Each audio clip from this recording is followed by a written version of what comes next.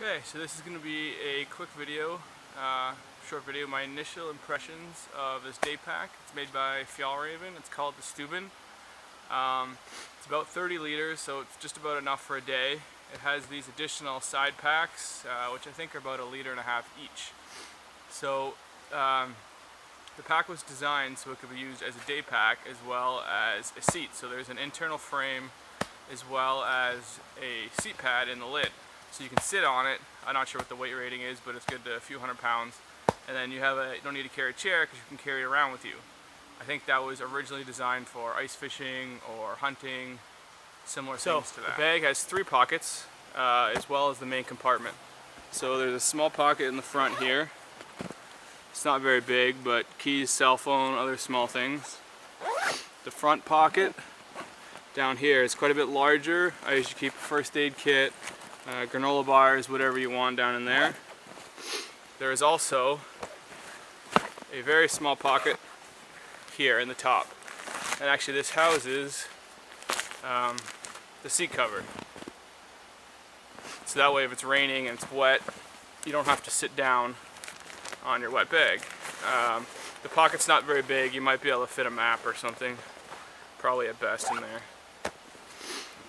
The main compartment comes up from here. There's 2 leather straps that just close on pins here, and it pulls up.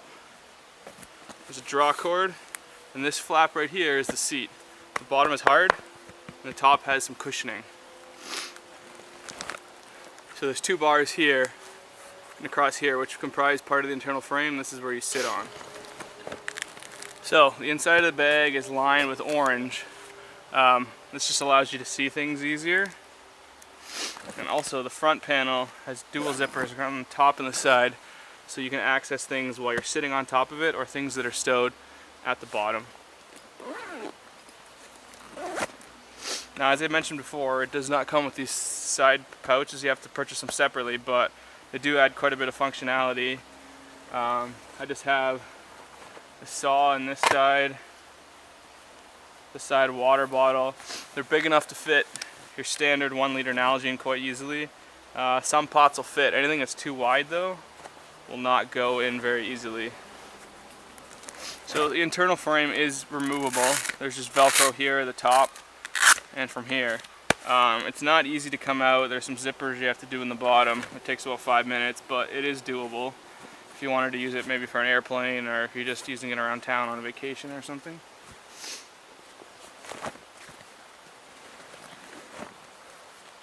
So I do have an axe set up here, just down in between the side pouch and the bag. If this side bag is too full though, it won't fit because it has to fit in between the gap here. But this is just a small 20-inch axe. The head's only about 1.25 pounds, so anything bigger than that I don't think would fit very easily. It does come down below the bag a little bit, but when you're walking it's not a big deal. So another feature is that each side has these grab handles. There's one here and one here. So when you're using it as a seat, it's easy to quickly move things around without having to grab it from the back.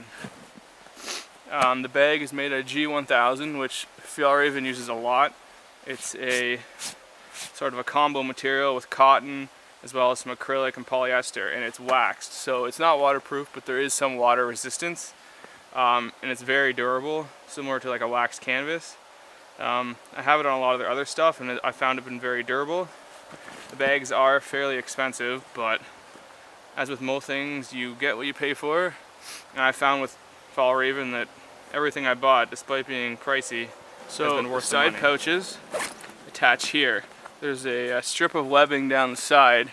As you can see, there are holes here. You can adjust it up and down. But there's a little piece of ABS plastic right here that comes on the end, and it just slips through like this. There's 1 on each corner, so there's 4, and then you can just pull the bag apart, and that's how it's held.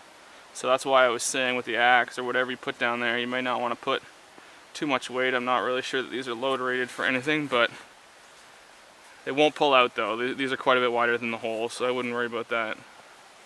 So here's the back. The 2 shoulder straps, they are ergonomically fitted, so they come up around your shoulders. They're quite comfortable.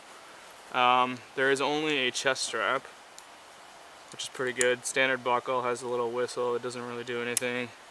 They're on sliders, so you can adjust them up and down. There's no waist belt, hip belt, but there are 2 loops they've installed here. I'll just zoom in here, that you can see right here. So they just allow you to hook on. You could use whatever, belt, paracord, or you could probably find something, and that would allow you to use them to at least cinch it to your waist. I haven't found that it's really necessary. It's only a day bag, so there's usually not too much weight that you're worried about it's sliding, but maybe if you're going up or down steep slopes, you might want to have it cinched a little tighter to your body. So as I had said, this is just a quick initial impressions video. I'm pretty happy with the pack so far. I've only had it a couple months. I've had the side bags even less, maybe only a couple weeks, but I think they're worth getting. I think they're about 50 bucks Canadian, but they do allow you to put quite a bit of extra stuff on the side, which is really handy.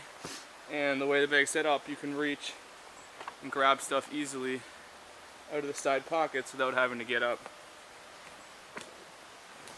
So as I was saying as well, these zippers, they come down, so while you're sitting here you can reach in and grab stuff. There's water or whatever, you can load stuff in and out, and it makes it nice and easy. But yeah, happy with it so far. I don't want to do a full review yet because I've only had it for a little bit, but maybe in a few more months, once I've used it a bunch, I will do a full review, but happy with it so far.